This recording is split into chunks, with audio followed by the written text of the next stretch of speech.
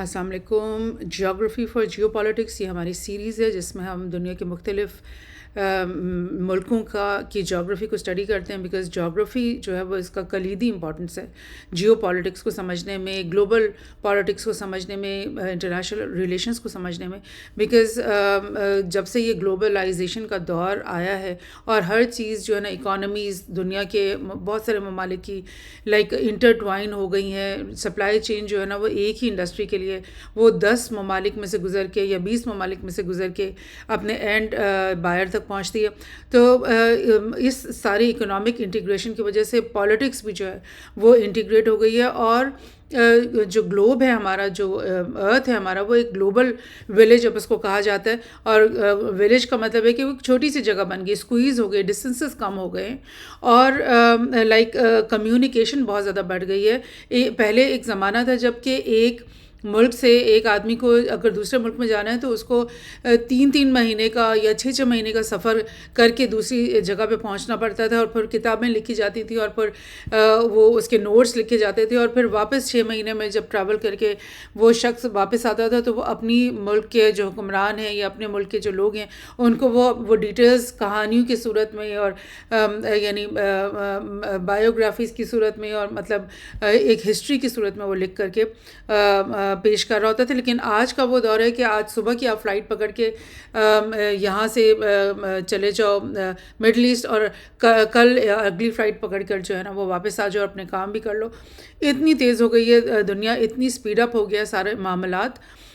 Trade بھی اسی طرح سے بہت زیادہ اسپیڈ اپ ہو گئی ہے، کیونکہ ٹریڈ کرنے کے لیے آپ کو سونے کے سکے جو ہیں ان کی پیٹیاں نہیں ایک دوسرے کو اونٹوں پہ رکھ کے پہنچانی ہوتی، بلکہ آپ ایک سوئفٹ کا جو سسٹم ہے انٹرنیشنل پیمنٹ کا،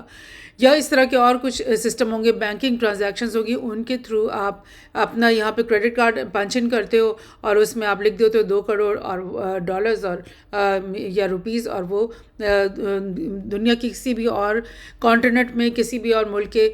کسی بھی اور کمپنی اکاؤنٹ میں وہ پیسہ ٹرانسفر ہو جاتا ہے. اور وہ بیکاز ایک سسٹم کے اندر ہوتا ہے تو اس میں کوئی بھی یعنی بے ایمانی کی، فراڈ کی گنجائش کم سے کم ہوتی ہے. سو یہ سب کہنے کے ساتھ ساتھ جغرافی کی جو بات ہے وہ یہ ہے کہ کیونکہ ہر چیز اتنی قریب آ گئی ہے تو ایوری بڈی نوز. آج اتنے ٹوپوگرافک میپس آ گئے ہیں، اتنا کچھ مطلب information geography of the world کے بارے میں بھی اتنی زیادہ ہو چکی ہے کہ everybody knows your enemy knows your terrain better than you do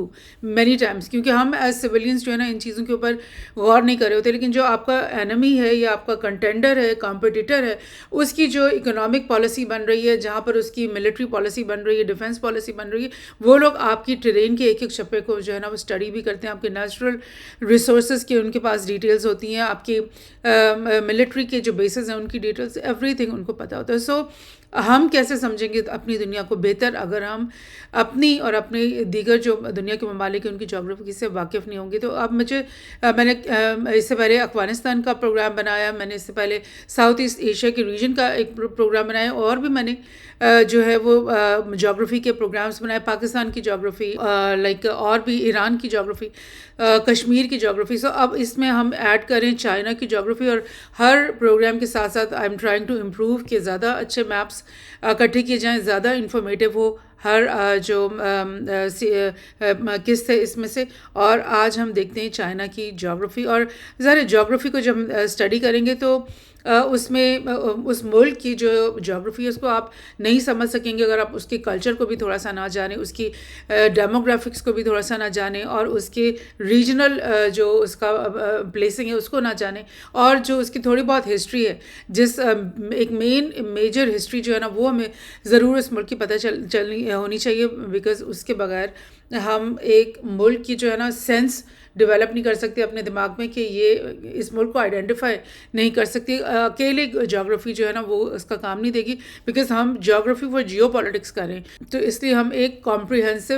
like out لک دینے کی کوشش کریں گے ہر کنٹری کو جس کو ہم ڈیل کرتے ہیں. چائنا جو ہے نا وہ ایک قدیم سویلائزیشن ہے جس کو کہتے ہیں نا نیولتھک پیریڈ، جو کہ 10,000 ایئرز بیفور کرائسٹ کا پورا دور 10,000 ایئرز بیفور کرائسٹ سے لے کر کرائسٹ کے آنے تک وہ 10,000 سال جو ہے نا اس کو نیولتھک یا نیو اسٹون ایج کا ایرا کہتے ہیں. اور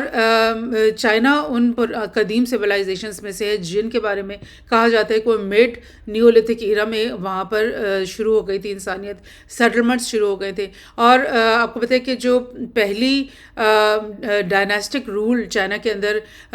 مطلب ہسٹوریکلی ثابت ہوتا ہے وہ تقریباً 300-400 سال بیفور کرائسٹ وہ مطلب سٹارٹ ہو گیا تھا. دیٹ مینس کہ آج سے سمجھ لیں کہ 3,000 سال پہلے کی تو یہ سویلائزیشن ڈائناسٹک طور پہ ہے, یعنی کہ ایک امپائر کے طور پہ یہ ہے. تو جب امپائر اس کا 3,000 سال پرانا ہے یا 3,500 سال پرانا ہے تو اس کے اندر سویلائزیشن, سیٹلمنٹس اور لوگوں کا آنا اور مطلب یہاں پر انسانیت کا سیٹلمنٹس قائم ہونا, یہ تو اس سے کافی یعنی کہ پرانا ہوگا. تو دیٹ مینس کہ 3,000 ایئر بیفور کرائسٹ آپ سمجھ سکتے ہیں یا اس سے بھی پہلے کا یہاں پہ سویلائزیشنس آنا شروع ہو چکی تھی. سو ایک اور میپ میں آپ کو یہ دکھا رہی ہوں, ارلی ہیومن مائگریشنس کا بڑا فیوریٹ میپ ہے میرا. اس میں آپ کو پتہ چل رہا ہے کہ جب انسانیت جو ہے نا وہ شروع میں مطلب انسان کا وجود ہوا اور وہ دنیا میں مطلب ہمارے عقیدے کے مطابق تو اللہ تعالیٰ نے حضرت آدم کو بھیجا, تو وہ فرسٹ جب انسانیت کے شروع کے گروپس تھے وہ افریقہ میں ان کا ایگزسٹنس ہوا. اور اس کے بعد وہ یہاں سے جو ہے نا آپ سمجھ لیں کہ میزوپوٹیمیا میں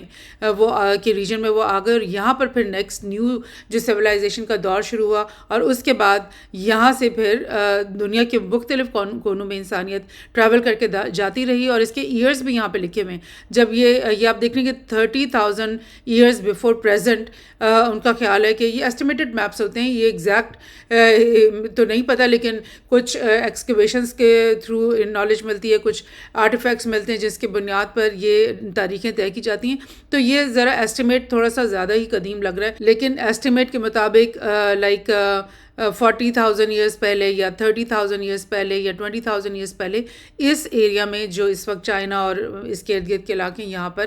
انسانیت جو ہے نا وہ مائگریٹ ہو کر آنا شروع ہو گئی تھی. لیکن ڈیفینیٹلی جب شروع میں مائگریٹ ہو کر آتے ہیں تو چند فیملیز ہوتی ہیں یا چند لوگ ہوتے ہیں یا چند چھوٹا سا ایک قبیلہ ہوتا ہے, اور اس کے بعد وہ بڑھتے بڑھتے اور پھر مختلف جگہوں پہ مختلف قبیلے آ جاتے ہیں, اور پھر بڑھتے بڑھتے وہ ایک فل نیشن بننا شروع ہو جاتا ہے. تو یہ ایک چیز ہے کہ چائنا کی سویلائزیشن کو بھی ایک قدیم سویلائزیشنس میں سے ایک سویلائزیشن سمجھا جاتا ہے. بہرحال یہ جو فگرز ہیں اور یہ جو نمبرز ہیں یہ تھوڑے سے ایگزیجریٹڈ ہیں, بیکاز ویسٹرن تھنکرز کا جو اور ایک طریقہ ہوتا ہے ڈیٹس کو ایسٹیمیٹ کرنے کا, اور بہرحال تھوڑے سے ایگزیجریٹڈ بھی ہیں یہ ڈیٹس اور فگرز. اب ہم آتے ہیں چائنا کی طرف. چائنا کی جو آپ کو یہ گوگل میپس کا یہ میپ ہے جو میں نے یہاں ایکسٹریکٹ کیا ہے, اس میں آپ کو دکھ رہا ہے کہ چائنا جو ہے وہ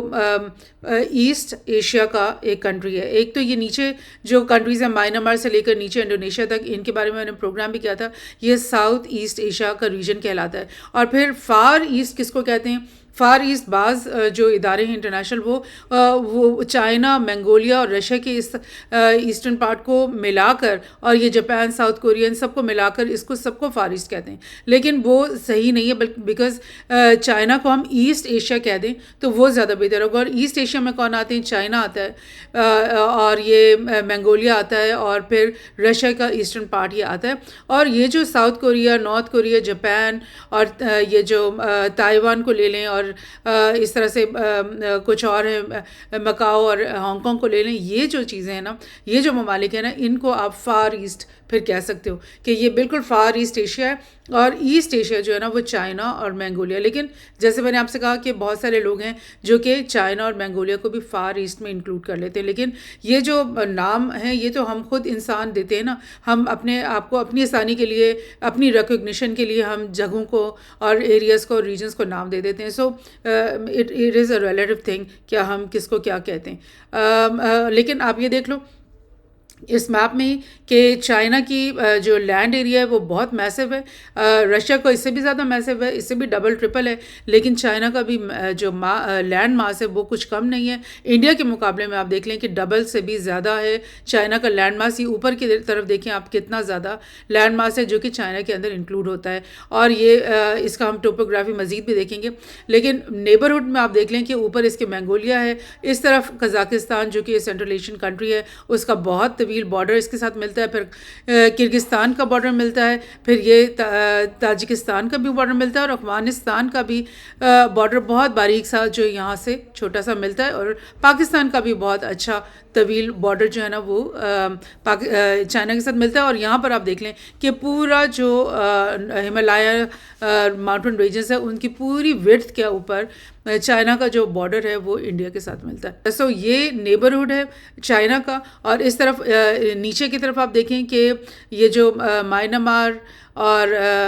تھائی لینڈ کا ڈائریکٹلی تو نہیں مل رہا لیکن بہت کلوز یہ نیبر ہے چائنا کا. لیکن میانمار، لاؤس، کمبوڈیا، ویتنام، یہ سب جو ممالک ہیں نا یہ بالکل قریب ترین ہے اور فرسٹ جو نیبرز ہیں چائنا کے. یعنی کہ یہ جو ساؤتھ ایسٹ ایشیا ہے نا یہ سب کا سب چائنا کا فرسٹ جو نیبر بھی ہے، نیئر ابراڈ بھی ہے. اور اس کے علاوہ یہ کہ کمیونسٹ جو بدھسٹ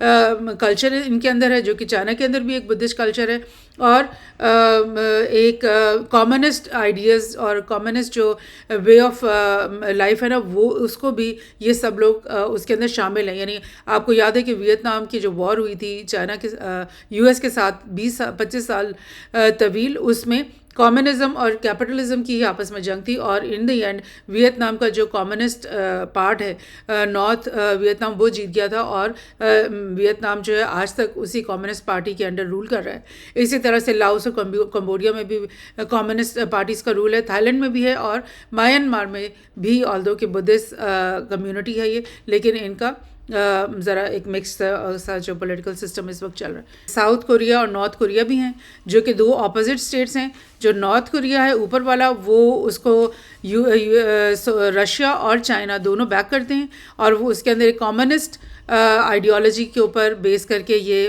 حکومت چل رہی ہے. اور ساؤتھ کوریا جو ہے اس کو یو ایس اور ویسٹرن جو ان کے الائز ہیں وہ بیک کرتے ہیں. ساؤتھ کوریا کے اندر یو ایس آرمی کے بہت بڑے بڑے بیسز ہیں. انفیکٹ پوری جو آرمی ہے ساؤتھ کوریا کی وہ ٹوٹلی ہی سمجھی جاتی ہے کہ یو ایس کے کنٹرول میں، اور یو ایس ہی اس کو چلاتا ہے. اسی طرح جاپان بھی جو ہے وہ ورلڈ وار 2 کے بعد یو ایس کیمپ کے اندر آ گیا تھا، اور یو ایس کی جتنی بھی یہاں پر آرمی بیسز ہیں، نیول بیسز ہیں، وہ سب یو ایس کنٹرولڈ ہیں. اور جاپان کو انہوں نے ورلڈ وار 2 کے بعد جب ہرایا تھا تو اس میں انہوں نے شرط لگا دی تھی کہ آپ دوبارہ سے اپنی ملٹری نہیں بنا سکتے، بلکہ ہماری ہی ملٹری جو ہے نا یہاں پر آ کر آپ کو بھی پروٹیکٹ کرے گی، اور آپ کو دوبارہ سے یو ایس کے اوپر اور یو ایس کے الائز پر حملہ کرنے سے روکے گی. اسی طرح فلپینس کو اگر آپ لے لیں تو فلپینس بھی سمجھا جاتا ہے کہ یہ یو ایس اور ویسٹرن کیمپ کے اندر ہے، اور یہ فلپینس بھی اپنے کافی سارے جو چھوٹے چھوٹے آئلینڈس ہیں وہاں پر ان کو بیس بنانے کی جگہ دے چکا ہے. اور اس کے نیچے اگر آپ دیکھیں تو اگر وہ اس میپ میں نہیں آ رہا لیکن آسٹریلیا ہے جو کہ اگین یو ایس کا اعلیٰ ہے، اور یہاں پہ اس کے نیچے جو ہے نا ملیشیا اور انڈونیشیا ہے، اور یہاں ملیشیا کے نیچے سنگاپور کے پاس سے اور ملیشیا کے پاس سے اور یہ انڈونیشین آئلینڈ کے بیچ میں سے ملاکا اسٹریٹ گزرتا ہے، جہاں سے دنیا کی ٹریڈ جو ہے نا وہ ڈیلی بیسس پہ گزرتی ہے. چائنا کا سارا ٹریڈ جو ہے وہ مال ملاکا اسٹریٹ سے نکل کر بے آف بنگال میں اور انڈین اوشن میں آتا ہے، اور ساری دنیا کی جو ٹریڈ ہے نا وہ واپس ملاکا سے ہی گزر کے چائنا کے اندر آتی ہے. سو یہ ایک عمومی سا میپ ہو گیا، ایک ریجنل میپ ہو گیا جس میں آپ کو نظر آ رہا ہے کہ کون سا ریجن ہے جس میں چائنا رہتا ہے، اور کون کون سے اس کے نیبرز ہیں، اور کیسی اس کی اسٹریٹجک پوزیشن بن جاتی ہے. جو رشیا ہے بہت بڑا کنٹری، وہ چائنا کا ایک بہت ہی میجر ایلا ہے اس وقت، اور سینٹرل ایشین کنٹریز جو ہیں وہ تمام کی تمام چائنا کے ساتھ انٹیگریٹ کرنے میں، اس کے بیلٹ اینڈ روڈ منصوبوں میں کام کرنے میں اس کے ساتھ انٹیگریٹ ہونا چاہتی ہیں. ان کے ساتھ بہت سارے منصوبوں پہ ان کے کام شروع ہو رکھے ہیں. افغانستان بھی چائنا کی طرف ٹلٹڈ ہے، ایران بھی چائنا اور رشیا کی طرف ٹلٹڈ ہے، اور پاکستان جو ہے نا وہ ایک ایسی پولیٹیکل کرائسس میں اس وقت چل رہا ہے کہ نہ وہ یہ کہنے کے قابل ہے کہ ہم یو ایس کیمپ میں ہیں، نہ وہ یہ کہنے کے قابل لگ رہا ہے اس وقت کہ ہم چائنا رشیا کیمپ میں ہیں. اور عجیب سی ایک مخمسے میں اس وقت پاکستان کی پولیٹیکل جو ہے وہ ٹرموائل چل رہا ہے. انڈیا البتہ جو ہے نا وہ ٹوٹلی یو ایس کیمپ کے اندر ہے، یو ایس کا وہ اسٹریٹجک پارٹنر ہے، اور یو ایس کے ساتھ اس کی بہت زیادہ لائنس ہے، جس کی وجہ سے چائنا آلدو کہ چائنا ہمیشہ کوشش کرتا ہے کہ انڈیا جو ہے نا وہ یو ایس کیمپ سے ٹوٹ جائے اور چائنا رشیا کیمپ کے اندر آ جائے. وہ بہت آفرز ان کو کرتے ہیں اور وہ بہت جگہ ان کو اکوموڈیٹ کرتے ہیں، لیکن کیونکہ انڈیا کوڈ کا بھی حصہ ہے یو ایس کے ساتھ مل کر، وہ چائنا کے خلاف بیانات دیتا رہتا ہے، اس لیے چائنا کو مجبوراً جو ہے نا وہ انڈیا کے خلاف ایک اسٹریٹجک پوسچر بنائے رکھنا پڑتا ہے، اسپیشلی جو لداخ کا ایریا تھا آکوپائڈ جموں کشمیر کے اندر، وہاں پر 2021 میں چائنیز فورسز انٹر ہو گئی تھی، اور انہوں نے ایک ایک تھریٹ کے طور پر اور ایک تنبیہ کے طور پہ، اور وہ کافی سال ابھی تک بھی انفیکٹ وہ لداخ کے اندر چائنیز فورسز موجود ہیں، اور ان کی طرف سے یہ ایک تھریٹ کا پوسچر ہے کہ اگر آپ نے پاکستان کو تنگ کیا جو ہمارا ایلائی ہے، یا آپ نے چائنا کو کہیں پہ بھی تھریٹن کیا، یا چائنا کے خلاف کوئی بھی پوسچر بنایا، یا تائیوان کے سلسلے میں اس کی ہیلپ کرنے کی بات کی، یا یو ایس کے ساتھ مل کر کوئی بھی اسٹریٹجی ہمارے خلاف بنائی، تو پھر ہم بھی آپ سے دور نہیں ہیں، اور ہم بھی بہت کچھ آپ کے خلاف کر سکتے ہیں۔ انفیکٹ میں آپ کو بتاؤں گی ابھی کہ جو پانی انڈیا کے میجر ریورز میں آتا ہے، وہ سب کا سب تبت پلیٹو سے آتا ہے، جو کہ چائنا کی پراپرٹی ہے۔ ایک اور جگہ سے ہم دیکھ لیتے ہیں، یہ ایک اور میپ ہے،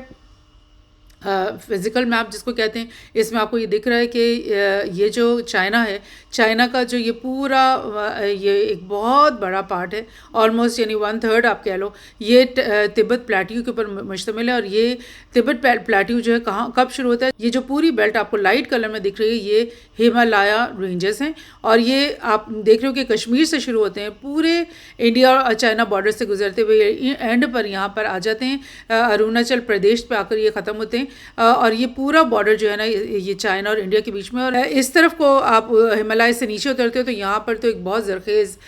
پلین ایریاز شروع ہو جاتے ہیں، جس کا مطلب بہت ایگریکلچر والے جگہیں، گنگا اور جمنا، اور یہاں پہ انڈس ریور آپ کو اس طرف پاکستان کی طرف لیکن یہی ہمالیاز جب پیچھے کی طرف کھلتے ہیں تو وہاں پر ایک پلیٹیو کی صورت میں کھلتے ہیں، اور وہ ایک پورا یعنی ایک ہائی الٹیچیوڈ پلیٹیو کا ریجن ہے، جو دنیا کے سب سے بڑا پلیٹیو ہے ایکچولی، تبت پلیٹیو۔ اور اس میں لائک ٹرین اس قسم کی ہے کہ بنجر ہے، وہ مطلب پانی وہاں پہ بہت ہے، پانی اس لیے بہت زیادہ ہے کیونکہ ہمالیاز کا جتنا بھی پانی ہے نا وہ اس میں سے زیادہ تر پیچھے کی طرف کو گرتا ہے، اور بڑی بڑی لیکس کے اندر یہ جمع ہو جاتا ہے، اور پھر وہاں سے وہ دریا اوریجنیٹ ہوتے ہیں، جو کہ چائنا کو بھی زرخیز کرتے ہیں، انڈیا کو زرخیز کرتے ہیں، انڈس کو پاکستان میں زرخیز کرتے ہیں۔ تو یہ پورا جو ہے نا وہ ایک پلیٹیو کا ریجن ہے، اور پلیٹیو کا ریجن جب ختم ہوتا ہے تو یہاں پر آپ دیکھ رہے ہو کہ ایک بہت بڑا ڈیزرٹ ہے، جس کا نام ہے تکلا مکان ڈیزرٹ، اور اس کے ادھر بھی ایک ڈیزرٹ ٹائپ ہی جگہ ہے، زنگارین بیسن بھی کہتے ہیں اس کو، اور ڈیزرٹ ایریا ہے یہ بھی۔ اور اس طرف ایک اور ڈیزرٹ ہے جس کو گوبی ڈیزرٹ کہتے ہیں، جو کہ منگولیا کے اندر تک بھی چلا جاتا ہے، اور یہ انر منگولین، اور پھر ایلٹن شان ماؤنٹن رینجز ہے یہ، پھر یہ ہمالیاز ہے، کاراکورم ہے اس طرف، اور یہاں پر آپ کو یہ جو دکھ رہا ہے یہ وہ پلین ایریاز ہیں جو کہ تبت کے ہی اندر سے جو پانی آ رہا ہے وہ یانگٹیز ریور ایک بہت بڑا، ایک میکونگ ریور سسٹم بہت بڑا، یانگٹیز ریور سسٹم بہت بڑا جو ایک مین ریور ہوتا ہے، اور اس کے ساتھ اس کے بہت سارے ٹریبیوٹریز بھی ہوتے ہیں، جس کی وجہ سے اس کو ایک ریور سسٹم کہا جاتا ہے۔ اور یہ ایک یلو ریور کا بھی ریور سسٹم ہے جو کہ آگے تک جو منچورین کے علاقے کو بھی زرخیز کر رہا ہے، اور یہی وجہ کہ تمام جو ڈیولپمنٹ ہے، تمام جو پاپولیشن ہے چائنا کی، وہ زیادہ تر اسی طرف جو کانسنٹریٹر ہے، اور یہاں پر جو تبت پلیٹیو ہے اس کے اوپر پاپولیشن آلموسٹ زیرو کے قریب ہے، بہت کم ہے، چند سٹیز ہیں ایک آدھ جہاں پہ تھوڑی بہت پاپولیشن ہے، ادروائز یہ لیویبل ایریاز نہیں، ٹرین بہت ڈیفیکلٹ ہے، اس کو میں آپ کو قریب سے بھی دکھاؤں گی۔ اور یہ بھی ڈیزرٹ ایریاز ہیں، ان میں بھی لائک پاپولیشن بہت کم ہے۔ یہاں ہم دیکھتے ہیں دوبارہ سے ایک بہت خوبصورت میپ مجھے ملا ہے، کمپلیٹ ٹوپوگرافی کو دکھا رہا ہے چائنا کی۔ یہ آپ دیکھ رہے ہو کہ یہ بالکل اینڈ پر جہاں پہ ہمالیہ ماؤنٹنس کی ہی ایک مطلب ایک لائن سی ہے یہاں پر، جو کہ ہمالین ماؤنٹنس جو ہیں وہ بہت زیادہ انڈیا بھی شیئر کرتا ہے، اور بہت سارا اس کا پارٹ جو ہے وہ چائنا بھی شیئر کرتا ہے۔ اور اس کے بعد یہ پورا کا پورا پلیٹیو ایریا ہے جو کہ تبت پلیٹیو کہلاتا ہے۔ پھر یہ جو نیچے کے 2 ایریاز ہیں، بلکہ 3 ایریاز ہیں، یہ تلکا مکان ڈیزرٹ، گوبی ڈیزرٹ، اور یہاں پہ بھی دونگ زیانگ آئی تھنک ڈیزرٹ یہاں پر ہے۔ یہ منگولین انر منگولین ایریاز ہیں، یہ بھی آپ کو دکھ رہے ہیں کہ اتنی فرٹائل نہیں ہے۔ اور ٹبٹ پلیٹیو میں سے جتنے بھی پانی کا نکلتا ہے وہ ان ایریاز کو زرخیز کرتا ہے. یہ جو آپ کو ادھر دکھ رہے ہیں, اور یہ 3 دریا جو بڑے بڑے میجر ریور سسٹمز ہیں وہ تبت سے اس طرف کو آ کر کے نکلتے ہیں, جس کی وجہ سے یہ آپ کو دکھ رہا ہے کہ یہاں پہ بھی ماؤنٹین رینجز ہیں, مگر جو ہے بہت سارا پلین ایریا بھی ہے جو کہ چائنا کے لوگوں کے لیے ایک فوڈ باسکٹ بنا لیتا ہے. یہ میجر ریورز جس کی میں آپ کو بات کر رہی تھی وہ آپ کو اس میپ میں بھی دکھائی دے رہے ہیں. یہ تبت پلیٹیو کے اندر بہت بڑی بڑی لیکس ہیں, اور میں آپ کو بتاؤں کہ جو منصوراور لیکس ہیں, 2 ٹوئن لیکس جہاں سے انڈس کا پانی اوریجنیٹ ہوتا ہے, وہ یہاں پہ کہیں پہ ہیں. اور یہ چھوٹی چھوٹی 2 لیکس ہیں باقی لیکس کے مقابلے میں جن سے انڈس کا پورا ریور سسٹم اریگیٹ ہوتا ہے. اس سے بہت بڑی بڑی لیکس اور بھی یہاں پر تبت پلیٹیو کے اندر ہیں, جن میں سے ایک یہ یہاں سے جو یہاں پہ موجود ہے اس سے یانگٹیز ریور اوریجنیٹ ہو رہا ہے. پھر یہیں پر ایک اور لیک ہے جس سے یلو ریور بن رہا ہے, اور یہیں پر ایک اور سسٹم ہے لیکس کا جو کہ میکونگ ریور کو بنا رہے ہیں. اور یہ میکونگ ریور جو ہے نا یہ پوری ساؤتھ ایسٹ ایشیا کے ممالک کو زرخیز کرتا ہے, پورے نیچے کے جو Vietnam, Laos, Cambodia, Thailand, ان سب کو زرخیز کرتا ہے. کون سا ریور؟ Mekong river. یعنی تبت پلیٹیو کا جو چائنا کے پاس جو ایک یہ ایریا جو اس کے ملک کا حصہ ہے وہ جو ہے نا اتنا امپورٹنٹ ہے کہ اس کا پانی, اس میں سے نکلنے والی لیکس کا جو پانی ہے وہ پاکستان کو بھی اریگیٹ کرتا ہے, پورے انڈیا کو اریگیٹ کرتا ہے, پورے ساؤتھ ایسٹ ایشیا کے جو اپر کنٹریز ہیں ان کو اریگیٹ کرتا ہے, اور پورے چائنا کو اریگیٹ کرتا ہے. یعنی اتنی بڑی, اگر گاڈ فاربڈ آج چائنا یہ سوچے کہ میں ان دریاؤں کے راستے روک لیتا ہوں یا وہاں پہ ڈیمس بنا لیتا ہوں جیسے انڈیا کرتا ہے نا ہمارے ساتھ, کہ وہ کہتے ہیں کہ کشمیر میں جو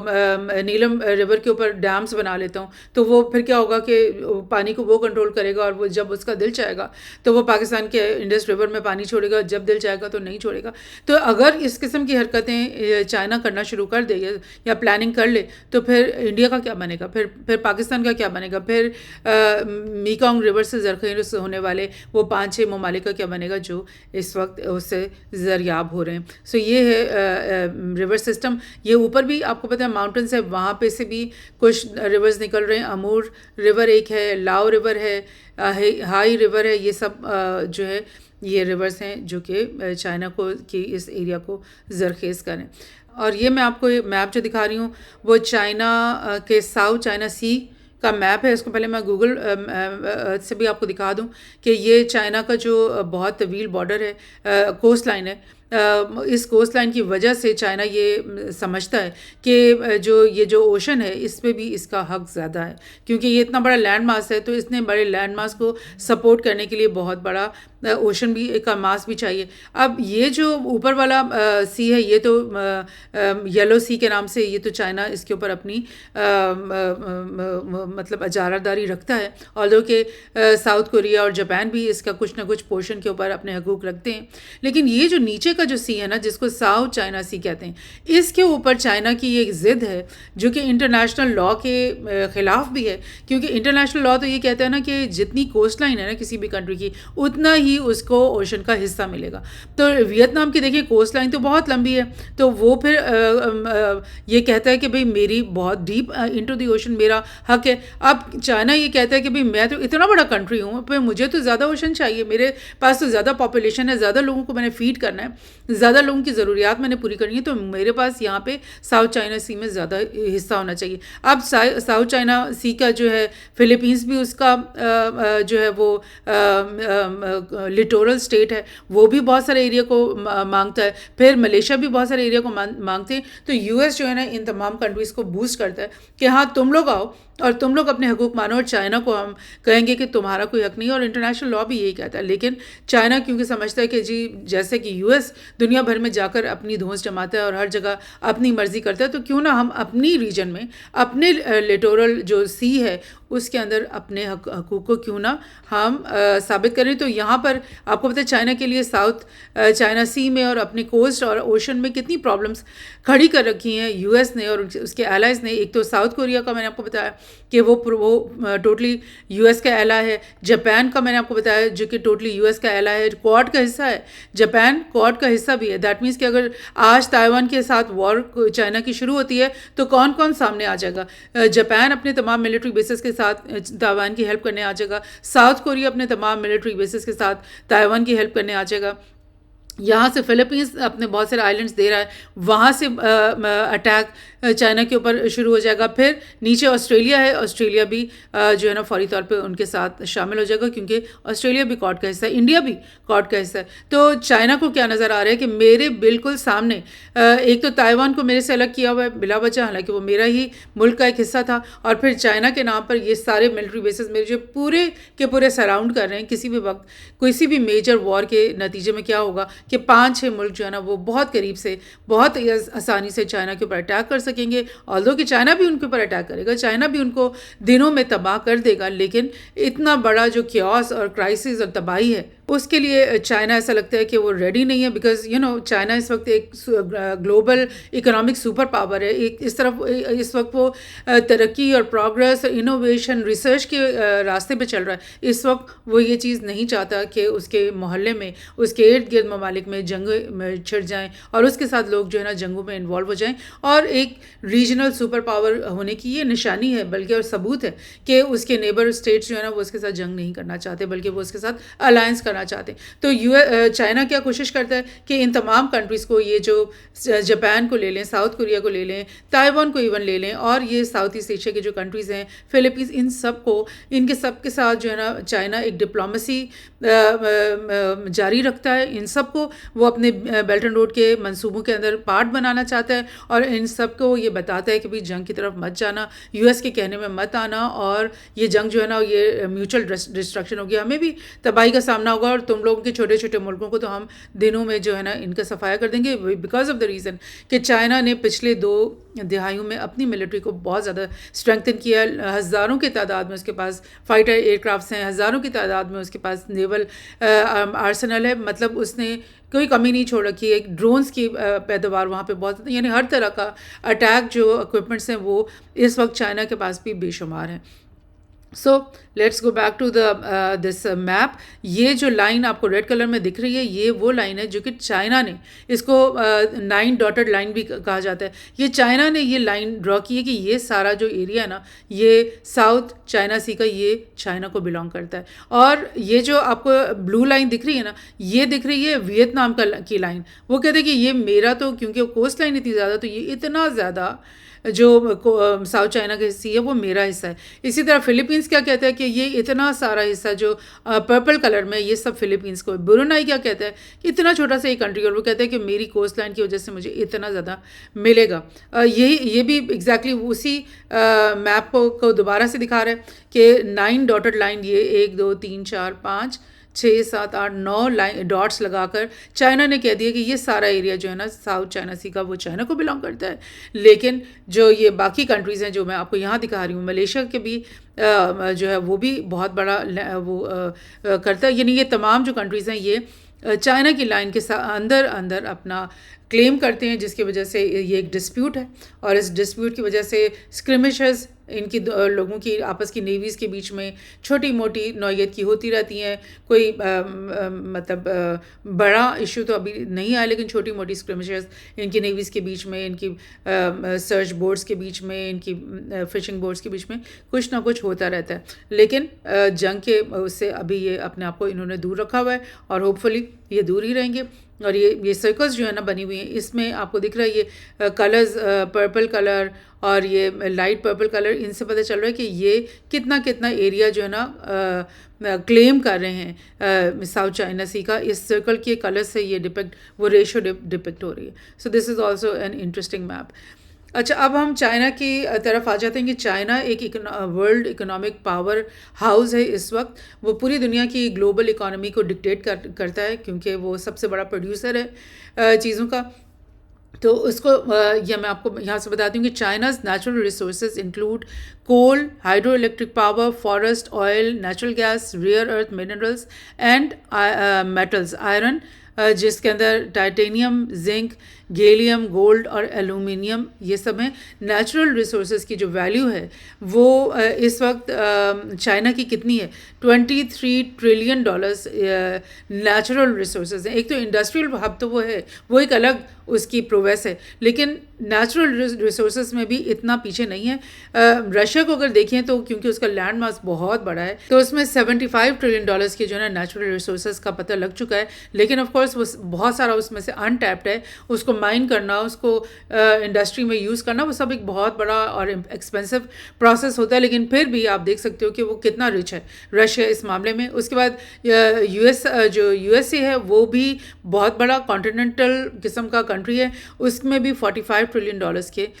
منرل ریسورسز ہیں۔ اگر وہ اس کو مائننگ کریں، اگر وہ اس کو اپنے ہی ریسورسز کو یوز کریں تو پھر بھی وہ اپنے ملک کو بہت آگے لے کے جا سکتے ہیں، لیکن اس میں محنت اور انویسٹمنٹ اور ٹائم یہ سب کچھ جو چاہیے نا، اس کے لیے شاید ابھی یو ایس ابھی وہ بھی تیار نہیں ہے۔ سعودی عرب کے پاس نیچرل ریسورسز جو کہ زیادہ تر آئل اور گیس پہ مشتمل ہیں، کینیڈا کے پاس بھی بہت سارے ہیں، ایران کے پاس بھی ہے، چائنا نمبر 6-7 پر آتا ہے جس کے پاس $23 ٹریلین کے منرل ریسورسز ہیں، لیکن اس میں جو ریئر ارتھ منرلز ہیں نا، آئرن، ٹائٹینیم، زنک اور گیلیم اور اس طرح کے کچھ ہیں جو کہ آئی ٹی کی انڈسٹری میں یوز ہوتے ہیں، اس کی وجہ سے بہت بڑا اس کا ایک کلٹ بن گیا ہے کہ وہ اس مارکیٹ کو بھی ڈکٹیٹ کر رہا ہے۔ So this is the thing about the natural resources. اب ہم دیکھتے ہیں کہ ڈیموگرافکس کیا چل رہی ہیں چائنا کے اندر۔ میں نے آپ کو بتایا کہ زیادہ پاپولیشن جو ہے نا وہ چائنا کی وہ اس طرف ہے، ایسٹ کی طرف ہے۔ یہاں پہ ٹبٹ پلیٹو کے اوپر بھی کوئی پاپولیشن نہیں ہے، 0.4% پاپولیشن ہے،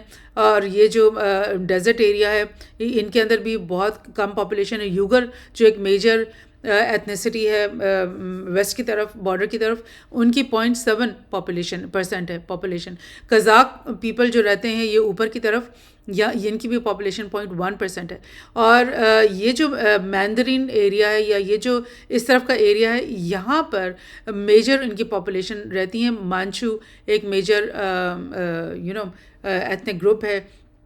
کورینز بھی ایک ایتھنک گروپ ہے، منگولینز بھی ایک ایتھنک گروپ ہیں، جن ڈائلیکٹ جو ہے وہ بھی ایک ایتھنک گروپ ہے، لیکن مینڈرین جو ہیں جن کو ہم ہین چائنیز بھی کہتے ہیں، وہ سب سے زیادہ 61% جو ہے نا وہ ہین چائنیز ہیں، اور مینڈرین بھی انہی کو کہا جاتا ہے، اور ان کی فل پاپولیشن ہے۔ اور نیچے کی بھی یہ جو آپ کو بہت سارے ڈفرینٹ سب ایتھنیسٹیز نظر آ رہی ہیں، وہ ایکچولی ہین کا ہی سب ایتھنیسٹیز ہیں، اور ایکچولی وہ ہین کے ساتھ ہی اپنے آپ کو ریکگنائز کرتے ہیں، جس کی وجہ سے ہم کہہ سکتے ہیں کہ 92% جو چائنیز پاپولیشن ہے نا وہ ہین مینڈرین اسپیکنگ پیپل ہیں، اور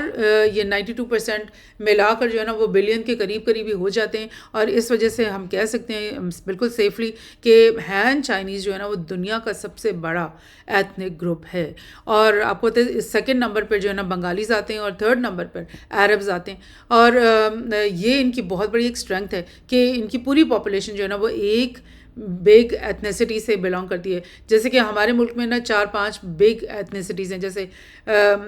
یہ ہمارے بلوچی ہیں، ہمارے پشتون ہیں، ہمارے سندھی ہیں، پنجابی ہیں، آلدو کہ یہ ان کے اندر بہت ساری سب ایتھنیسٹیز ہیں، لیکن وہ اپنے اندر ایک بگ یعنی ایتھنک گروپ ہوتا ہے، اور یہ ایتھنک ڈیوائڈ پھر اس ہماری کنٹری کو جو ہے نا وہ پرابلمس دیتا ہے۔ تو چائنا کے پاس یہ ایک بہت اسٹرانگ چیز ہے کہ اتنی بڑی پاپولیشن اور سب کے سب ایک ہی میجر ایتھنک گروپ سے بلانگ کرتی ہے، جس کی وجہ سے ان کے لیے پالیسی میکنگ بھی ایزی، ان کے لیے ون پارٹی سسٹم چلانا بھی ایزی، یہ سب چیزیں جو ہے نا ان کے لیے پھر بہتر ان کی اسٹرینتھ میں یہ چیز اضافہ کرتی ہے۔ لیکن یہ والا میپ آپ دیکھ لیں، بہت ہی انٹرسٹنگ ہے کہ یہ جو ٹبٹ پلیٹیو سے اس طرف اور یہ ڈیزرٹ سے اس طرف، ماؤنٹن رینجز کے اس طرف، یہ جو پلین ایریاز ہیں جو ایسٹرن کوسٹ کی طرف ہیں، ان کے اندر چائنا کی 94% پاپولیشن رہتی ہے، اور جو خالی ایریاز ہیں ڈیزرٹ اور پلیٹیو ایریاز، یہ یہاں پر 6% پاپولیشن رہتی ہے صرف. So this is also very interesting fact. یہی وجہ ہے کہ تمام جو کلچرل سینٹرز ہیں، تمام جو بگ سٹیز ہیں، انڈسٹریز ہیں، وہ سب کی سب ایسٹرن کوسٹ کے قریب زیادہ ہیں. یہاں سے بھی ہم دیکھ لیتے ہیں کہ یہ ہین چائنیز جو ہیں وہ سب سے زیادہ میجر پاپولیشن ہے اور سب سے زیادہ ایریا کو وہ کور کر رہے ہیں. اور اس کے بعد یہاں پر جو آپ کو کچھ ترکک قبیلے یہاں پہ ملتے ہیں، منگولین ترکک قبیلے یہاں پر آپ کو ملتے ہیں، اور یہاں پہ آپ کو اوگرز ملتے ہیں، تاجک بھی ملتے ہیں، اور یہ لاشا میں تبتین پیپل رہتے ہیں. اور یہ جو major bulk of the population ہے جو آپ کو دکھ رہا ہے یہاں پر، یہ سب ہین مینڈرین اسپیکنگ چائنیز پیپل کا یہ علاقہ ہے. اسی وجہ سے یہ جو ڈیولپمنٹ ورک ہے یہ بھی آپ کو بالکل کوسٹ کے پاس سب سے زیادہ میکسیمم دکھائی دے رہا ہے. یہ گرافس آپ کو دکھا رہے ہیں کہ یہ جو اورنج کلر ہے یہاں پر میکسیمم انڈسٹریلائزیشن ہے، سٹی سینٹرز ہیں، ڈیولپمنٹ ہے، اور یعنی آپ سمجھ لیں کہ انفراسٹرکچر کے بہت زیادہ بڑے بڑے پروجیکٹس وہ سب کچھ یہاں پر ہیں بالکل کوسٹ کے ساتھ. اس سے کم لیول پر یہ تھوڑے اندر کے سیکٹرز ہیں، پروونسز ہیں جن میں ظاہر ہے ایگریکلچر زیادہ ہوگا. یہ ان میں مزید اور کم ہے ڈیولپمنٹ، اور آگے زنگزیانگ اور تبت میں تو بالکل بھی ڈیولپمنٹ نہیں ہے. سو اس سے آپ کو سمجھ میں آ رہا ہے کہ جو ایسٹرن کوسٹ ہے چائنا کی وہ سب سے زیادہ ڈیولپڈ ہے، اور یہی پہ ساری انڈسٹریل بیس زیادہ پائی جاتی ہے، جو کہ چائنا کی کو ایک دنیا کا سب سے بڑا انڈسٹریل اکنامک پاور ہاؤس بناتی ہے. ایک اور میں آپ دیکھ لیتے ہیں، تھوڑی ہسٹری کی طرف بھی جاتے ہیں کہ جیسے میں نے آپ سے کہا تھا کہ 1300 بیفور کرائسٹ میں پہلی جو چائنیز ڈائنیسٹی ہے اس کا ثبوت ملتا ہے، اس کی تاریخ ملتی ہے. شانگ ڈائنیسٹی تھی، اور ذرا 1300 ایئرس بیفور کرائسٹ کا مطلب ہے کہ اس سویلائزیشن یا سیٹلمنٹس جو ہے نا وہ اس سے کئی ہزار سال پہلے سے یہاں پہ آنا شروع ہو گئی ہوں گی. اور اس کے بعد آپ دیکھ رہے ہو کہ ایک لمبا سلسلہ ہے، بہت ساری ڈائنیسٹک پیریڈز ہیں، اور یہ ڈائنیسٹک پیریڈز جو ہے نا بالکل اینڈ پر کنگ ڈائنیسٹک تک جاتے ہیں، جو کہ 1911 میں اس کا خاتمہ ہوا تھا. اور اس سے پہلے منگ ڈائنیسٹی تھی، یوان ڈائنیسٹی، منگ ڈائنیسٹی، کنگ ڈائنیسٹی، یہ آخری ڈائنیسٹیز ہیں جو کہ جنہوں نے رول کیا چائنا کے اوپر، اور جن کے دور ادوار میں چائنا کو ایک بہت بڑا سویلائزیشنل سینٹر بھی سمجھا جاتا تھا اور ایک کلچرل سینٹر سمجھا جاتا تھا. اور چائنا کا جو یہ پورا دور ہے اس میں یہ اپنے تمام جو ارد گرد کے جو نیبرنگ کنٹریز ہیں ان کو وہ سب اس کے کلائنٹ اسٹیٹ ہوا کرتے تھے، کیونکہ چائنا اتنا بڑا اور زرخیز تھا. تو یہ سب جو اس کے ارد گرد کے جاپان کو ملا لیں، کوریا کو ملا لیں، اور یہ ویتنام وغیرہ کی سائڈ کو ملا لیں، یہ سب اس کے کلائنٹ اسٹیٹس سمجھے جاتے تھے، اور چائنا کو اس ریجن کا سینٹرل پاور سمجھا جاتا تھا. لیکن جب کنگ ڈائنیسٹی کا دور آیا اسی وقت 1911 تک آتے آتے جو ویسٹرن پاورز تھے جنہوں نے پوری دنیا کو کالونائز کر رکھا تھا، وہ جو ہیں چائنا کے ارد گرد بھی پہنچ گئے، اور انہوں نے جو اوپیم وارز کی کنگ ڈائنیسٹی کے اوپر، اس کے نتیجے میں جو ہے نا انہوں نے ان کو اتنا بری طرح سے سپریس کیا. آلدو کہ کنگ ڈائنیسٹی کو انہوں نے سمبولکلی قائم رکھا، لیکن انہوں نے کیا کیا کہ ٹوٹلی اس کو اپنا غلام بنا لیا، ٹوٹلی اس کے کورٹ میں جو ہے نا سارا رول اور جو ہے نا ان لوگوں کا چلتا تھا. اور ایک مزے کی بات یہ تھی اس آکیوپیشن میں یا اس کلونیلزم میں کہ جو جو چائنیز کنگ اسٹیٹ تھا اس میں آپ نہیں کہہ سکتے کہ برٹش کالونائزر تھے یا فرانس تھا یا وہ مطلب اسپین کا تھا، بلکہ یہ تمام جو کالونائزنگ کنٹریز تھے نا یہ سب کے سب مل کر انہوں نے بولا کہ چائنا کے اندر ہم اپنا اپنا حصہ ڈال لیتے ہیں، اور چائنا کے اندر ہم نا مل بانٹ کر کے نا اس کے اوپر ہم اپنا وہ کر لیتے ہیں، فائدے اٹھا لیتے ہیں. تو تھوڑی سی ہسٹری میں آپ کو یہ بھی بتا دوں کہ جو 7th سینچری بیفور کرائسٹ 700 سال حضرت عیسیٰ کے آنے سے پہلے، تب سے گریٹ وال آف چائنا بننی شروع ہو گئی تھی. بیکاز تاریخ میں یہی لکھا جاتا ہے کہ جو اوپر کے ٹرائبس سے مینگولین سے غالباً جو آتے تھے وہ ان کے اوپر بہت حملہ کرتے تھے اور ان کو کافی تباہ کرتے تھے. ان کو روکنے کے لیے جگہ جگہ پر یہ گریٹ وال کو بنایا گیا، ٹکڑوں میں یہ بنی، اور مینگ ڈائنیسٹی تک آتے آتے جو ہے نا جس کا ایرا 1644 تک چلا، ان لوگوں نے اس کو کمپلیٹ کیا، اس کو جہاں جہاں سے اس کے ٹکڑے نہیں بنے ہوئے تھے ان سب کو کمپلیٹ کیا، اور یہ پوری گریٹ وال آف چائنا جو کہ آپ یہ دیکھ رہے ہو نا کہ کتنا طویل یہ ایریا جس کو یہ کور کرتی ہے، تھاؤزنڈز آف کلومیٹر لانگ ہے، اور پہاڑی سلسلوں کے اوپر ہے، اور بہت مشکل ہے اس کی کنسٹرکشن، بہت جانے ملینس آف لائف اس میں ضائع ہوئی، بہت کنسٹرکشن میں صدیاں بھی گزریں، اور یہ بہت بڑا ایک آرکیٹیکچرل کنسٹرکٹ ہے جو کہ چائنیز سویلائزیشن کو ایکچولی ڈیفائن بھی کرتا ہے ایک طرح سے۔ تو یہ کنٹمپریری ایرا میں کیا ہوا، یہ جو ہمارا دور ہے اس میں ہم چائنیز ہسٹری کہاں سے شروع کرتے ہیں، اس کو ہم سینچری آف ہیوملیشن سے شروع کرتے ہیں، جو کہ شروع ہوئی جب فرسٹ اوپیم وار برٹن نے ویج کی چائنا کے اوپر، بہانہ بنایا کہ جو اوپیم تھی نا جو کہ کلٹیویٹ ہوتی تھی انڈیا کے کچھ صوبوں میں، وہاں سے اس کو پیک کر کے اور وہ اس کو ٹرکس میں اور ٹرنکوں میں بھر کے برٹن کیا کرتا تھا، شپس میں بھر کے چائنا کے کوسٹ پہ آ کر کے اس کو اوپیم کو سیل کرتا تھا، اور کیا ہوا کہ کچھ سالوں میں جو چائنیز سٹیزنس تھے بہت سارے وہ اوپیم کے عادی ہو گئے، نشے کے عادی ہو گئے، اور ان کی زندگیاں تباہ ہونی شروع ہو گئیں۔ تو جب کنگ ایمپرر کو جب یہ پتہ چلا تو اس نے بڑی سختی کی، اس کا جتنی بھی اوپیم ہے پکڑو اور اس کو جلا دو، اور ان لوگوں کو بھی سزائیں دو، اور یہ اوپیم کی ٹریڈ ہم یہاں پہ منع کریں۔ تو برٹن نے کہا کہ جی ہماری فری ٹریڈ کے اوپر آپ نے حملہ کر دیا۔ آپ سوچیں برٹن نے کیا کہا کہ فری ٹریڈ کے اوپر تم حملہ کر رہے ہو، مطلب یہ جو کیپٹلسٹ آئیڈیلز ہیں نا کہ بھئی جو بھی ہے مطلب زہر ہے، آپ اس کنٹری کو بیچ رہے ہو، اور اس زہر سے یہ لوگ متاثر ہو رہے ہیں، تو کیا وہ کنٹری کو حق نہیں ہے کہ وہ اپنے سٹیزنس کو اس آفت سے اور اس ڈسٹرکشن سے بچائے؟ تو برٹن نے یہ کہہ کر اس کے اوپر فرسٹ اوپیم وار ویج کر دی، اور اس کے بہت سارے کوسٹل جو پورٹس سٹیز تھیں ان کے اوپر قبضہ کر لیا۔ پھر سیکنڈ اوپیم وار بھی انہوں نے لڑی، کیونکہ کن ڈائنیسٹی نے ریزسٹ کیا ہوگا، ان کے ساتھ معاہدے نہیں کیے ہوں گے، ان کو اجازت نہیں دی ہوگی کہ وہ اپنے اس طرح کے کام کریں، اور ان کے خلاف جنگ کی ہوگی۔ تو پھر سیکنڈ اوپیم وار 1856 میں دوبارہ سے برٹن نے اور اپنے الائز کے ساتھ مل کر کے ان کے اوپر وار ویج کی، اور اس کے بعد ایک ان ایکول ٹریٹیز کا سلسلہ جو شروع ہو گیا۔ اور ان ایکول ٹریٹیز کیا تھیں جس کی وجہ سے اس پوری سینچری کو یہ لوگ سینچری آف ہیوملیشن کہتے ہیں، کہ انہوں نے کہا کہ بھئی ایک جو یہ پورٹ ہے نا یہ ہم برٹش کو دے دو، یہ جو دوسرا پورٹ ہے یہ فرانس کو دے دو، یہ تیسرا پورٹ ہے یہ اس کو دے دو، پھر اپنی جو سڑکوں کی جو کانٹریکٹس ہے وہ برٹش کمپنی کو دے دو، کنسٹرکشن کمپنی کو دے دو، اپنی جو ٹیلی گراف اور ٹیلی کمیونیکیشن کے جو پورا وہ سسٹم ہے وہ رائٹرز کے حوالے کر دو۔ یعنی کہ انہوں نے ان کی ایک جو انڈسٹری تھی چائنا کے اندر اس کو آپس میں بانٹ لیا، اور یہ ان ایکول ٹریٹی کہ بھئی ہم تمہیں کین ایمپرر کو سیٹ پہ صرف بیٹھنے دیں گے 1911 تک، اور تم جو اپنی ایک پورٹ، اپنی ایک میجر سٹی، اپنی ایک جو انڈسٹری ہے وہ سب کی سب ہمارے حوالے کر دو، اور ہم رول کریں گے ہر چیز کو۔ تو اس سب کے خلاف باکسر ریبیلین 2 سال کا ایک طویل ریبیلین چائنا کے اندر، بہت سارے لوگ ہیں جنہوں نے فیل کیا کہ یہ ہمارے ساتھ بہت برا ہو رہا ہے، ہمارے ایمپرر جو ہے وہ بالکل سپریس ہو گیا، سبجوگیٹ ہو گیا۔ تو انہوں نے جب یہ ریبیلین کی تو اس کے ریبیلین کو ختم کرنے کے لیے آپ یقین کریں کہ 8 کنٹریز کی جو ہے نا آرمیز اکٹھی ہو کر یہاں پہ انٹر ہوئی ہیں چائنا میں، جس میں برٹن، فرانس، اسپین، پرتگال، مطلب جرمنی، آل آف دیم، وہ 8 کنٹریز جو بھی یہاں پر اپنے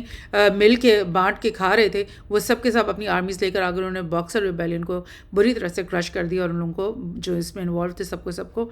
مار دیا۔ اس کے بعد 1854 میں آپ دیکھیں کہ جاپان بھی ایک طرح سے اس کی اوپننگ ہو گئی یو ایس کی طرف، کیونکہ وہاں پر بھی اس کی شپس یو ایس کی پہنچ گئی تھیں، اور انہوں نے یو ایس نے ان کو بولا کہ آپ اوپن کرو اپنی ٹریڈ کو ہمارے لیے، جو ہمیں یہاں پہ پورٹس میں بھی جگہ دو، ہمیں فری ٹریڈ کی ہمارے ساتھ ایگریمنٹ کرو، ہمیں یعنی جیسے بھی وہ کرتے ہیں ہمیشہ سے کرتے آئے ہیں کہ ہماری مرضی کے ایگریمنٹس ہمارے ساتھ کرو، اور اس کے نتیجے میں جو ہے نا ہم آپ کے ساتھ ٹریڈ کریں گے، اور ہم آپ کے ساتھ ایک الائنس کریں گے۔ تو وہ جو ہے نا جاپانیز جو ایمپرر ہے، جب اس نے دیکھا کہ ارد گرد کیا ہو رہا ہے، تمام دنیا کیسے کالونائز ہو چکی ہے، تو اس نے پھر اس میں عافیت سمجھی کہ وہ ان کے ساتھ ایک الائنس کر لے، اور اس کے نتیجے میں ایک میجی ریولوشن کا ایرا آیا اور یو ایس نے اجازت دی کہ بہت ساری انڈسٹریز جو کہ ویسٹرن انڈسٹریز ہیں وہ ان کو یہاں پہ کھولا جائے اور چلایا جائے. اور اس میں یو ایس کا ایک جو انٹیریئر موٹو تھا یا ویسٹ کا جو انٹیریئر موٹو تھا وہ یہ تھا کہ جاپان جو کہ کٹا ہوا الگ سا آئی لینڈ ہے, وہاں پر جب اس کو ہم اپنا ویسٹرنائز کر لیں گے اور یہاں پر اپنی ساری فوجیں اور اپنی ساری انڈسٹری یہاں پر ہم کھڑی کر دیں تو یہاں پہ ہونے کی وجہ سے ہم چائنا اور پورا جو مین لینڈ ہے اس کے اوپر ہم اپنی اجارہ داری قائم کر سکیں گے. اور وہی آپ دیکھ رہے ہو کہ آہستہ آہستہ ایسا ہی ہوا ہے کہ جیسے میں نے آپ کو یہاں پر گوگل ارتھ میں دکھایا ہے کہ چائنا جو ہے اس وقت چاروں طرف سے انہی ویسٹرن ایلائز اور ویسٹرن کنڈیوٹ سے گھیرا ہوا ہے. اور واقعی انہوں نے اپنی اسٹریٹجی کو چھوڑا نہیں ہے, آج تک بھی وہ اپنی اس اسٹریٹجی پہ قائم ہے. لیکن بہرحال میجی ایرا کے آنے کی وجہ سے جاپان کے اندر جو ہے نا وہ ایک بہت بڑی ریولوشن, انڈسٹریل ریولوشن آئی اور انہوں نے خود کو انڈسٹریلائز کر کے اور اپنی فوج کو ڈیولپ کرنا شروع کر دیا. اور کیونکہ وہ اتنے اسٹرانگ ہو گئے ملیٹریلی بھی, کیونکہ وہ اپنے جہاز بنا رہے تھے, اپنے ٹینکس بنا رہے تھے, اپنے فائر پاورز بنا رہے تھے, تو جاپان اتنا اسٹرانگ ہو گیا کہ اس نے پھر ورلڈ وار 2 اس نے اسٹارٹ کر دی. اور اس نے سب سے پہلے تو کوریا کے جو پیننسلا ہے اس کو آکیوپائی کیا. وہ بھی ایک جنگ تھی جو کہ کوریا اور جاپان کے بیچ میں چلی. 1910 سے لے کے 45 تک جاپان جو ہے کوریا کے اوپر قابض رہا. وہاں پہ اس نے ان لوگوں کے اوپر بہت مظالم بھی کیے. بہت سارے میسیکرز ہیں جو مشہور ہیں جاپان کی طرف سے جو ہوئے کورین پیپل کے اوپر, جن کو اب وہ ڈینائی کرتے ہیں. اور ساؤتھ کوریا جو ہے اس کے لوگ جو ہے نا وہ اسی لیے جاپان سے دور رہتے ہیں اور ناخوش رہتے ہیں کیونکہ ان کو اپنی ہسٹری جو ہے نا وہ یاد رہتی ہے اور وہ کہتے ہیں کہ یہ جاپان نے ہمارے ساتھ یہ کیا ہوا ہے پچھلے اس ایرا میں. اور اس کے بعد 1927 میں چائنا کے اندر سول وار شروع ہو گئی جو کہ ایک starting of the struggle of independence بھی آپ کہہ سکتے ہیں کہ اسٹرگل آف انڈیپینڈنس تھی, جس میں وہ لانگ مارچ کا بھی پورا ایک سلسلہ چلا. اور پھر چائنا کے اندر 2 کمیونسٹ پارٹیز بن گئی, ایک جس کو سوویت یونین بیک کر رہا تھا اور ایک جس کو جاپان سے بیٹھ کے یو ایس جو ہے نا بیک کر رہا تھا. اور ان دونوں کو یہ آپس میں لڑوا رہے تھے اور ان دی اینڈ جو ہے نا وہ سوویت بیکڈ کمیونسٹ پارٹی جو ہے نا وہ جیت گئی. اور انہوں نے پھر یہ U S backed communist party جو ہے نا اس کو دھکیل کے باہر نکالا. اور وہی پارٹی ہے جو کہ تائیوان میں آ کر کے بیٹھ گئی اور وہاں پر اس نے اعلان کر دیا کہ تائیوان جو ہے نا وہ اصل چائنا ہے اور تائیوان جو ہے نا وہ الگ ہے اور ہم جو ہے نا آزاد کریں گے پورے چائنا کو. اور اسی وجہ سے یو ایس نے چائنا کو اس وقت یونائٹڈ نیشنز کے سیکیورٹی کاؤنسل کا ممبر بھی بنا دیا تھا, بیکاز ان کا یہ خیال تھا کہ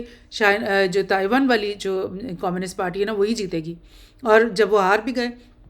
تب بھی وہ آج تک اسی کو بیک کر رہے ہیں اور وہ اسی کے ساتھ کھڑے ہیں کہ بھئی یہ ہے اصل چائنیز, اور یہ جو کمیونسٹ پارٹی رول کر رہی ہے یہ تو بڑی ڈکٹیٹر ہے اور بڑی یہ خراب لوگ ہیں اور یہ چائنا کے لوگوں کے ساتھ بڑے ظلم کر رہے ہیں اور اصل چائنیز تو وہ تائیوان کے اندر بیٹھے ہوئے. سو یہ ہسٹری ہے جو کہ بہت ہی مطلب انٹینس قسم کی ان کی ہسٹری ہے جس کو ضرور پڑھنا بھی چاہیے, اس کو سمجھنا بھی چاہیے. اور اس کے بعد جب آزادی مل گئی 49 میں تو پھر کون سی وارز ہیں جن میں چائنا انوالو رہا ہے. ایک تو بیٹل آف کیمڈو ہے جو کہ تبت کے کو حاصل کرنے کے لیے, بیکاز تبت نے اعلان کر دیا کہ ہم تو آزاد ہیں, ہم تو الگ ہیں, تو اس تبت کو پھر حاصل کرنے کے لیے اپنے اندر دوبارہ سے شامل کرنے کے لیے 1950 میں یہ بیٹل آف کیمڈو ہوئی, جس کے بعد تبت جو ہے وہ چائنا کے انڈر سبڈی ہو گیا. پھر اس کے بعد جو کورین وار 1950 سے 53 تک رہی, جس میں کوریا کے 2 حصے کر دیے گئے تھے, ساؤتھ کوریا اور نارتھ کوریا بنا دیا گیا تھا. تو نارتھ کوریا کو اوپر والا جو کوریا ہے اس کو ٹوٹلی رشیا اور چائنا بیک کر رہے تھے, جبکہ ساؤتھ کوریا کو اس وار میں یو ایس اور اس کے الائز جو ہے نا وہ بیک کر رہے تھے. اور اس کے بعد 1962 میں چائنا اور انڈیا کے بیچ میں بھی ایک وار ہوئی جس میں اگین چائنا کو وکٹری حاصل ہوئی. پھر اس کے بعد ویتنام وار جو اتنی طویل 20-25 سال لمبی چلی یو ایس اور ویتنام کے بیچ میں, اس میں بھی جو نارتھ ویتنام کی جو پورا حصہ تھا جس میں کمیونسٹ پارٹی تھی لڑ رہی تھی, اس کو پورا کا پورا چائنا اور رشیا سپورٹ کر رہے تھے, جبکہ ادھر ساؤتھ کی طرف جو پارٹی تھی اس کو یو ایس سپورٹ کر رہا تھا. اور ان دی اینڈ ناردرن سائڈ کی جو کمیونسٹ پارٹی تھی وہ جیت گئی اور آج تک وہی پارٹی جو ہے نا ویتنام کو رول کر رہی ہے، اور یہ سمبولکلی آپ سمجھیں کہ یہ بہت بڑی شکست تھی جو یو ایس کو اس وقت ملی۔ اس کے بعد 2020 سے 21 کے بیچ میں انڈیا اور چائنا کے بیچ میں بھی لداخ کے ایریا میں اسکرمشز ہوئے، چائنیز آرمی لداخ کے اندر انٹر ہو گئی، اور اب تک بہت بڑا ایریا لداخ کا جو ہے نا وہ چائنیز آرمی کے انڈر ہی ہے، اور انڈیا جو ہے نا ان کے ساتھ نیگوسیشن کرتا رہتا ہے کہ بھئی آپ ہمارے ایریاز خالی کر دو، اور چائنا کہتا رہتا ہے کہ ہاں ہم کر دیں گے خالی ان کو۔ چائنا کے اندر ریلیجس ڈیموگرافی کیا ہے یہ بھی ہم دیکھ لیتے ہیں۔ ایک بہت بڑا حصہ جو چائنا کا میجر حصہ ہے نا 52% وہ ان افیلیٹڈ ہے، یعنی وہ کہتے ہیں کہ ہمارا کوئی ریلیجن نہیں ہے۔ کلچرل نارمز ان کے ہیں، کچھ ان کے مطلب وہ کسٹمز وغیرہ وہ تو ہوں گے، لیکن وہ اپنے آپ کو کسی ریلیجن کے ساتھ ایسوسیٹڈ نہیں کرتے، یعنی دوسرے الفاظ میں ہم کہہ سکتے ہیں کہ وہ ایتھیسٹ ہیں۔ اور یہ جو 21% یا 22% لوگ ہیں یہ چائنیز فوک ریلیجن کے اوپر بلیو کرتے ہیں، جو کہ پرانا کلچرل ریلیجنس ہیں جس میں ان کے اپنے دیوی دیوتا ہوں گے، اپنے خدا ہوں گے، ان کے اپنے ویلیو سسٹم ہوگا، اس کے اوپر پرانے سسٹم پہ وہ ابھی تک چل رہے ہیں۔ اور 18% ہیں جو کہ بدھسٹ ریلیجن کو جنہوں نے قبول کیا، لیکن بدھسٹ ریلیجن جو چائنا کے اندر ہے وہ تھوڑا چینجڈ ہے اس سے جو کہ ساؤتھ ایسٹ ایشیا میں ہے یا انڈیا میں جو اوریجنیٹ ہوا، وہ ان سے یہاں کا چائنیز بدھزم تھوڑا سا ڈفرینٹ ہے۔ ظاہر ہے ہر کلچر اور سویلائزیشن جو ہے جب کسی بھی چیز کو اڈاپٹ کرتی ہے کسی ریلیجن کو تو وہ اپنے مطابق اس کو تھوڑا سا چینج بھی کرتی ہے۔ جیسے پاکستان میں آپ دیکھ لو کہ اسلام کو جس طرح پریکٹس کیا جاتا ہے وہ تھوڑا ڈفرینٹ لگتا ہے کلچرلی جو کہ عرب کنٹریز میں پریکٹس کیا جاتا ہے۔ اور اس کے علاوہ آپ دیکھ لو کہ 5% کرسچنس بھی ہیں یہاں پہ، اور 1.8% مسلمس بھی ہیں، اور 0.8% اور ڈفرینٹ ریلیجن کے لوگ بھی یہاں پہ رہتے ہیں۔ اچھا، اب اکنامک پروگریس دیکھ لیتے ہیں کہ top countries with largest G D P in 2024 in billion US dollar Statista کی یہ میں نے کاپی کی ہے چارٹ، جس میں آپ کو دکھ رہا ہے کہ 2024 میں US ابھی تک دنیا کا سب سے بڑا جی ڈی پی پروڈیوسر ہے، ٹھیک ہے، اور 29 ٹریلین ڈالرز ایکچولی یہ بن جاتے ہیں، 29 ٹریلین ڈالرز کی اس کی جی ڈی پی آؤٹ پٹ ہے US کی۔ اور اس کے مقابلے میں چائنا جو ہے وہ کچھ بہت دور نہیں ہے، لیکن 18 ٹریلین ڈالرز کی اس کی جی ڈی پی آؤٹ پٹ ہے، جو کہ مطلب آپ دیکھ رہے ہو کہ کمپٹیشن میں وہ بہت دور نہیں ہے، کیونکہ آپ کو جس سے میں اور پوڈ کاسٹ میں بتاتی رہتی ہوں کہ US کیوں اتنا زیادہ رچ ہے، بیکاز وہ پوری دنیا کی گلوبل جو ڈالر ڈومینیشن کی وجہ سے، اور دنیا میں جو بڑی بڑی ٹریڈ ہوتی ہیں، اکانومی جو چلتی ہے، ڈالرز کی وجہ سے، ڈالر ڈومیننس کی وجہ سے وہ پورے سسٹم کو کنٹرول کرتے ہیں، اور بہت سارے فائنینشیل انسٹیٹیوشنز اور انسٹرومنٹس انہوں نے بنا لیے ہیں جن کی وجہ سے دنیا میں جو بھی ٹریڈ ہوتی ہے اس کا کچھ نہ کچھ فائدہ US کو ملتا رہتا ہے۔ تو اس کی وجہ سے اس کو کمپیٹ کرنا اس وقت مشکل ہے چائنا کے لیے، لیکن وہ بہت دور نہیں ہے۔ اور انفیکٹ اسٹیٹسٹا نے ہی جو اپنا فورکاسٹ نکالی ہے 2050 کے لیے، آج سے آپ سمجھ لو کہ 25 سال آگے تک کے لیے، اس میں وہ یہی کہہ رہے ہیں اسٹیٹسٹا کہ چائنا جو ہے نا وہ ٹاپ پہ ہوگا، 58 ٹریلین ڈالرز اس کی جی ڈی پی ہوگی، اور انڈیا کی جو ہے نا 44 ٹریلین جی ڈی پی ہوگی، US کی 34 ہوگی، انڈونیشیا، برازیل وغیرہ یہ سب ان کے بعد آ رہے ہوں گے۔ سو دو کنٹریز جو کہ کمپٹیشن میں ہوں گے، اور ہونا بھی چاہیے کیونکہ دونوں کنٹریز جو ہیں ان کے اندر بلین پلس پاپولیشن ہے، جو کہ اب US کو ہی دیکھ لیں، US میں 330 ملین پاپولیشن ہے، تو اس کے مقابلے میں یہ لوگ بھی تو بہت زیادہ ہیں، اور ان کا ایریا بھی بہت زیادہ ہے، تو پھر کمپٹیشن میں یہ آ سکتے ہیں۔ لیکن آف کورس یہ ایک فور کاسٹ ہے، ضروری نہیں ہے ایگزیکٹلی ایسے ہی ہو، اس سے فگرز اوپر نیچے بھی جا سکتے ہیں، اور بہت سارے اور کنٹریز جن کے بارے میں ابھی پریڈکشن نہیں کی جا سکتی وہ ان میں سے نکل کے اوپر آ سکتے ہیں۔ صرف پاپولیشن اور جو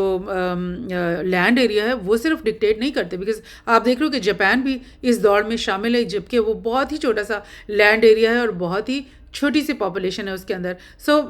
دس تھنگ آلسو کین ہیپن کہ آپ اپنی پالیسیز ایسی بنا لو، اکنامک پالیسیز اور وغیرہ، کہ آپ دوسرے بڑے بڑے ملکوں سے کمپیٹ کرنے کے قابل ہو جاؤ۔ سو یہ چیز بھی آگے آنے والے وقتوں میں ہمیں دیکھنی ہے۔ بہرحال بہت ہی انٹرسٹنگ تھا چائنا کو اسٹڈی کرنا، چائنا کی ہسٹری کو دیکھنا، چائنا کی ڈیموگرافکس کو دیکھنا، اور اس کی اسٹریٹجک پوزیشننگ کو دیکھنا، جو کہ اس far east of the world map کے اندر یہ لوکیٹڈ ہے. تو ہوپ فلی آپ کی انفارمیشن میں اضافہ ہوا ہوگا. And please share the video with your friends and family and your colleagues, and also subscribe to the channel. Thank you.